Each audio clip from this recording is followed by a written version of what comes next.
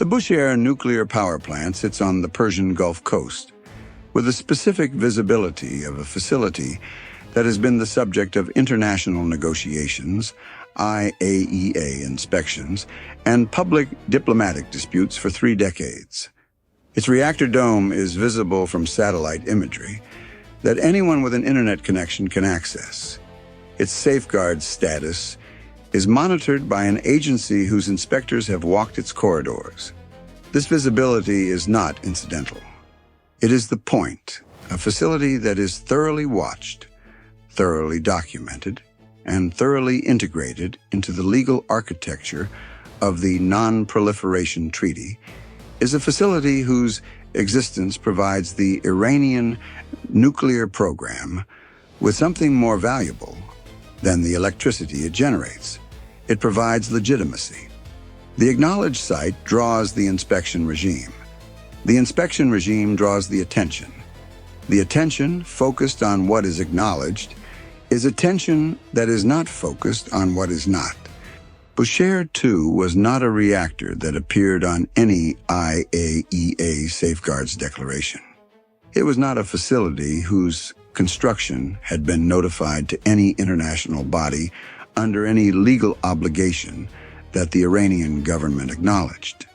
It was a designation that existed only in the intelligence community's target folder, the name given to an underground complex 11 kilometers northwest of the acknowledged Bushehr site, connected to the surface by access tunnels disguised as geological survey boreholes, and housing what the intelligence community's most sensitive collection had established as the Iranian program's most consequential secret, a plutonium separation and processing installation whose purpose was unambiguous, whose existence the publicly acknowledged enrichment program had been designed to provide diplomatic cover for, and whose output, when the processing rate and operational timeline that the collection had established were projected forward, represented a weapons material production pathway that was independent of the uranium enrichment cycle, and that had been running quietly beneath the coastal limestone of the Persian Gulf shore for 6 years. Weapons-grade plutonium requires a reactor to produce it, a reactor operating on a fuel cycle specifically configured to maximize plutonium-239 production and minimize the higher plutonium isotopes that degrade weapons performance. The reactor that had been producing the feedstock for the Bushehr 2 processing facility was not the acknowledged power reactor.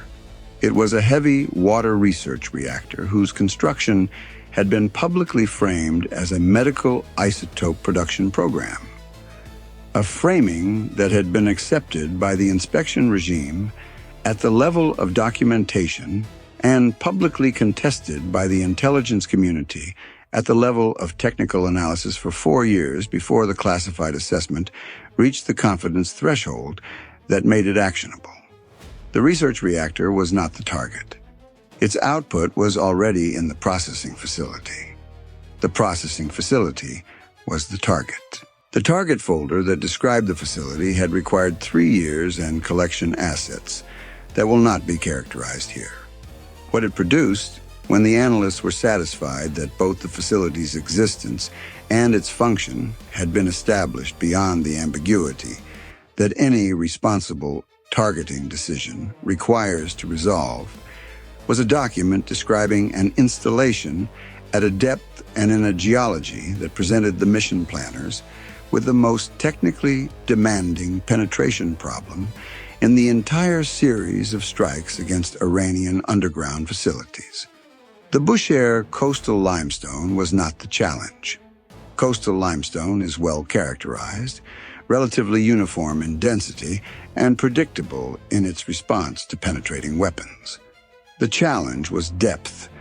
The processing chambers sat at 71 meters below the surface, the deepest aim point that had been presented to the GBU-57 employment planning community in an operational context, and one that fell 4 meters outside the weapon's reliably modeled penetration envelope in coastal limestone at the delivery altitude that the coastal air defense geometry permitted, 4 meters outside the reliable envelope. The weapons engineers had a solution. The solution was the reason the mission required 3 aircraft. 3 weapons sequenced at the same aim point, each following the penetration channel of the previous, to reach a depth no single weapon achieves in undamaged rock. The 3rd weapon had to arrive while the 2nd weapon's fracture channel remained geometrically intact, before stress redistribution altered the channel and deflected the terminal path. The structural engineer's safe window was 44 to 90 seconds after the 2nd detonation. 3 aircraft in coordinated trail releases time to place the 3rd impact at 67 seconds after the 2nd, inside the window with 23 seconds of margin. The planning cell had worked the geometry for 12 days. The 3 B-2 spirits assigned to the mission lifted off at staggered intervals. The first at 10:17 p.m., the 2nd at 10:24 p.m., the 3rd at 10:31 p.m. The 7-minute separation maintained the radar signature independence that stealth operations required while placing the aircraft in the coordination geometry the sequential release timeline demanded. The routing to the Bushehr coastal target from the forward operating location required 9 hours and 51 minutes, the shortest approach in the series for a facility of this depth, a function of Bushehr's Gulf Coast position that placed it within reach of a Gulf transiting approach without the extended interior penetration that facilities in the Zagros or Alborz required. The shorter approach was an operational advantage and a tactical complication simultaneously. Shorter approach meant less time to refine the coordination, geometry, and flight, less time for the EW package to characterize the Iranian air defense response before the aircraft entered the defended zone, and less margin to absorb the kind of timeline deviation that long-duration missions inevitably generate.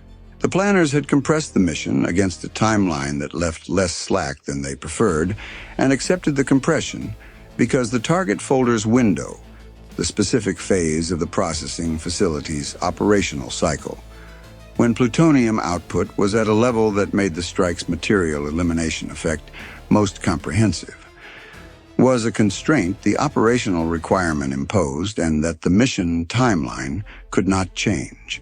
The coastal approach to Bushehr presented an air defense architecture whose character was shaped by the Persian Gulf's geography. The water provided a clear, low-clutter radar environment that made surface-to-air systems more effective at low altitudes, while the flat coastal terrain offered minimal masking at higher altitudes. The mission flew high. High altitude over the Gulf meant flying above the engagement envelope of the shorter-range systems while accepting exposure to the longer-range coverage of the S-300 batteries that the Iranian Navy and IRGC had positioned along the Gulf Coast in a configuration that reflected the specific threat of American carrier-based aviation operating from the Gulf. The S-300 coverage geometry was designed against aircraft approaching from the south and southwest from the Gulf, which was precisely the approach the mission was using. The EW package had been sized against this known design parameter. The Growler flights from the carrier group would need to maintain suppression against S-300 systems that were operating in the aspect and range geometry they had been optimized for. This was the most unfavorable EW geometry in the entire series. The 2 EA-18G Growler flights providing primary S-300 suppression were operating at the inner edge of the range at which their jamming pods achieved the required effectiveness, a range dictated by the international boundary over the Gulf. The planning had characterized this as the mission's primary risk driver. The Growlers flew international airspace. Adequate suppression at maximum range in an unfavorable aspect was the condition the mission was built against. The first tanker contact for the lead aircraft occurred at 1:09 a.m. over the Central Gulf, a transfer in calm conditions that completed in 14 minutes. All three aircraft completed their contacts within a 22-minute window, slightly outside the 18-minute window the coordination protocol preferred, but within the variance the planning had accepted as manageable. The mission commander of the lead aircraft noted the 22-minute spread and computed its effect on the coordination geometry.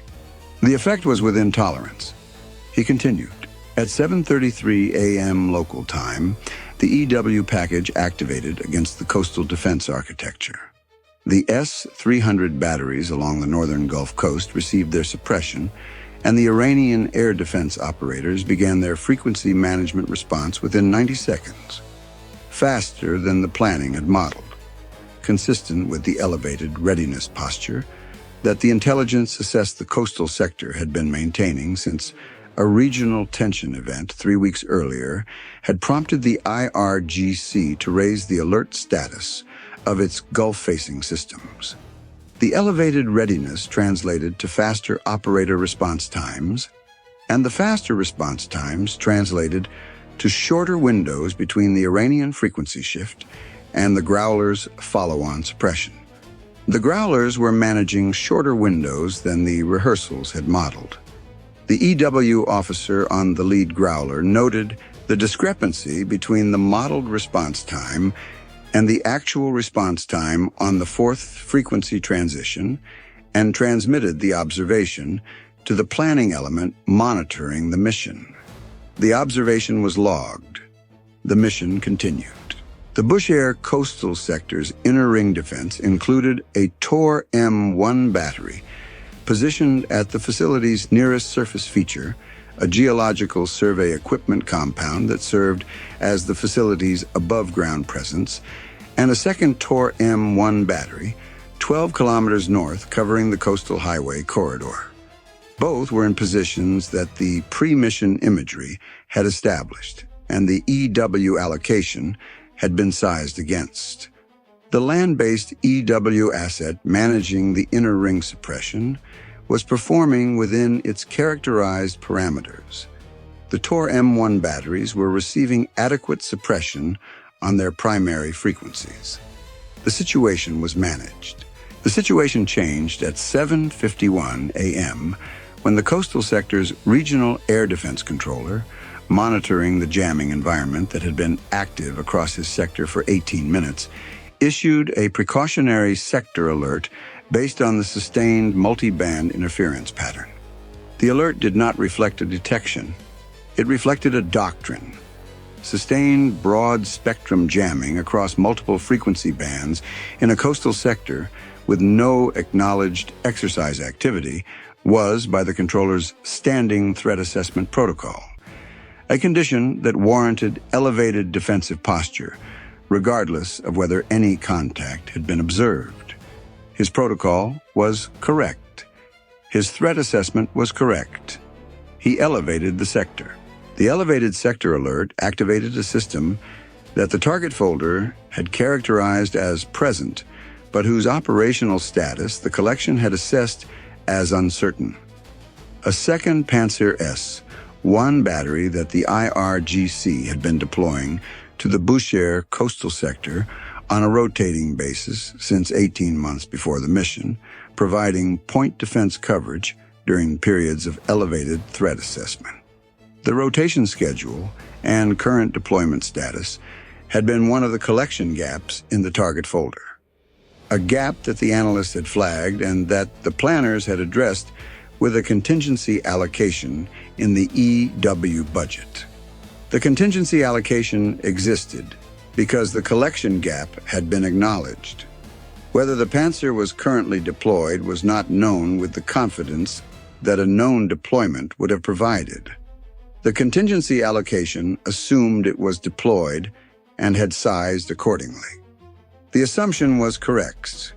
The Pantsir activated at 7:52 a.m. in response to the sector alert, 18 seconds after the alert was issued, and began active search sweeps on frequencies that the contingency allocation was covering at the lower bound of adequate suppression. The lower bound of adequate suppression against an actively searching Pantsir battery in a coastal sector with minimal terrain masking and a clear electromagnetic environment produced 5 sweeps in the 3 minutes and 40 seconds before the lead aircraft entered the battery's effective coverage range. 4 sweeps returned nothing above the noise floor. The 5th sweep at 7:54 a.m. and 31 seconds returned a contact at 22% detection confidence. Below threshold, the operator logged it and continued scanning. The 6th sweep returned nothing. The 7th sweep at 7:54 a.m. and 41 seconds returned a contact at 31%, not the same track position as the 22% return, a different position, consistent with movement along the approach vector. The operator was looking at 2 returns at different positions on the same bearing, separated by 10 seconds, with a positional displacement consistent with an aircraft's velocity at approach speed. He had never seen a B-2 contact. No Pantsir operator in the Iranian inventory had seen a B-2 contact. He was looking at 2 data points that his training told him to interpret as a developing track requiring supervisor notification and a 3rd sweep for confirmation. He notified his supervisor. The Growler EW officer received the Pantsir's search frequency emission data from the signals intelligence platform and was monitoring its scan pattern when the 7th sweep occurred. He saw the return appear on the characterization display at 7:54 a.m. and 42 seconds, 1 second after the sweep. He was already redirecting power from the Northern Tor M1 suppression allocation to the Pantsir's frequency band when the supervisor at the Pantsir battery received his operator's notification. The redirection reached full effectiveness in 4 seconds.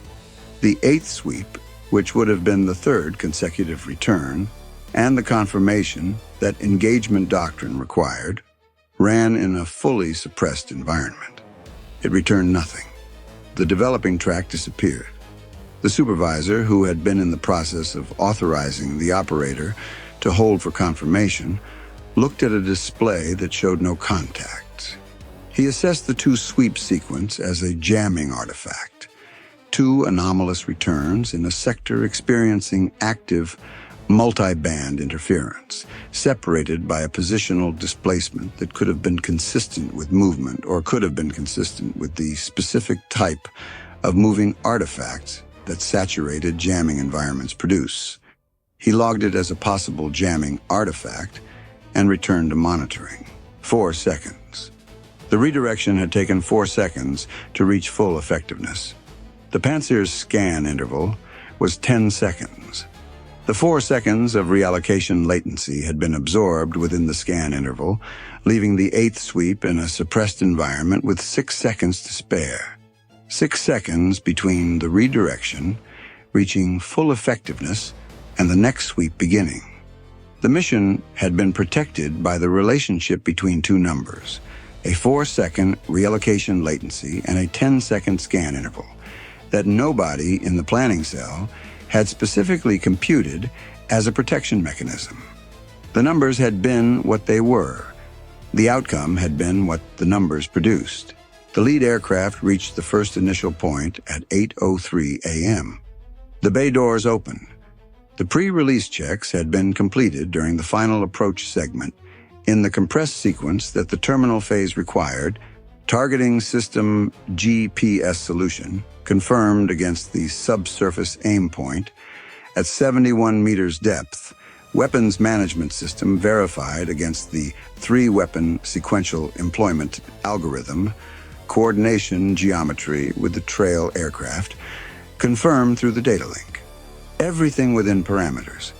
The first GBU-57 released. The weapons penetration through the coastal limestone proceeded at the rate the geological survey had predicted for the specific density profile of the Bushehr formation.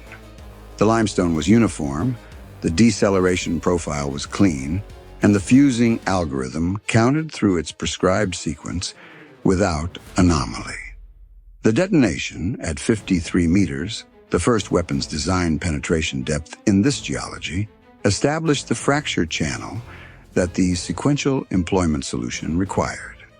The fracture pattern propagated downward through 12 meters of intact limestone beneath the detonation point, reaching within 6 meters of the processing chamber's ceiling before the stress redistribution stabilized. 6 meters remained between the fracture front and the chambers. 2 more weapons. The second aircraft's release occurred at 8:04 a.m. and 11 seconds, 71 seconds after the first weapon's impact, as the coordination geometry had been designed to produce. The second GBU-57 followed the fracture channel to a penetration depth of 61 meters before its fuse threshold was met.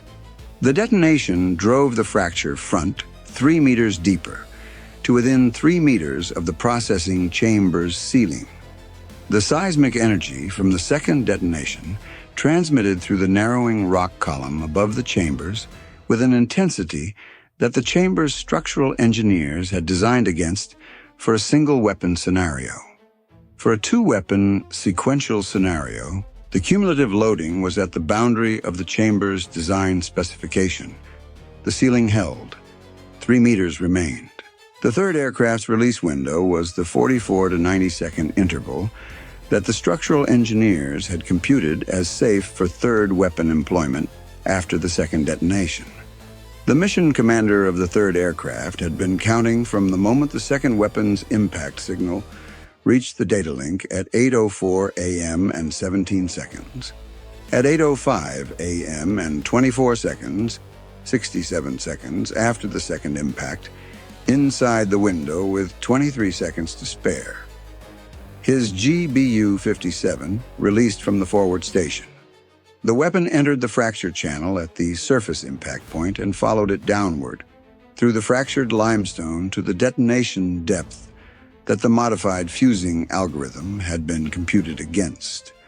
The specific depth at which the remaining intact rock above the chambers was thin enough that the weapon's yield, transmitted through the intact layer, would produce overpressure inside the chambers at the level the kill mechanism required.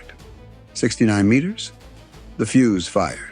The overpressure that entered the processing chambers through the 3-meter intact rock layer above them was not what the chamber's structural engineers had designed against. They had designed against a single weapon detonating above undamaged rock at the full standoff depth. What arrived through 3 meters of intact rock above chambers whose ceiling had already absorbed 2 cumulative seismic loading events was qualitatively different. A pressure wave transmitted through a rock column that had been mechanically weakened by the preceding fracture sequence, arriving at a ceiling that had been loaded twice and that had been approaching its structural limit before the third weapon's energy reached it. The ceiling failed across its full lateral extent. The overpressure entered the processing chambers directly. The processing equipment experienced the pressure event simultaneously. The storage vessels did not breach. The equipment did not survive. 6 years of accumulated product remained contained inside a chamber whose ceiling had failed, contained but inaccessible by a route the engineering assessment would later characterize as requiring full excavation rather than repair. Rebuilding the processing capability required rebuilding the feedstock production pathway. Rebuilding that required a timeline that started from zero. At 8:06 a.m., the monitoring network registered simultaneous pressure sensor alarms from all 3 processing chambers. The duty engineer attempted contact with the underground operations floor. No response on primary or backup communications. Emergency protocol activated at 8:08 a.m. The security commander who received the notification had been monitoring a sector under active multi-band jamming since 7:33 a.m. He understood the relationship within 30 seconds and transmitted his report at 8:09 a.m. Contact with the underground facility lost following a confirmed seismic event during an active electronic warfare environment. The three B-2s were converging on their post-strike tanker rendezvous position as the security commander transmitted his report. The lead aircraft's data link confirmation code had been transmitted at 8:06 a.m. The planning element that received it was already reading the seismic data from regional monitoring stations.